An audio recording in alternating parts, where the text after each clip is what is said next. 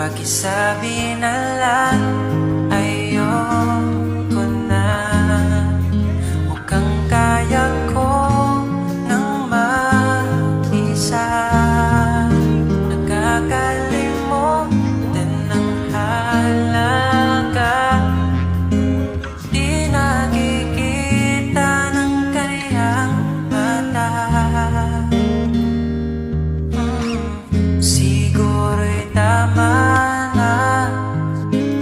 Tigil na lang kung di na masaya. Ngayong malaya ka na,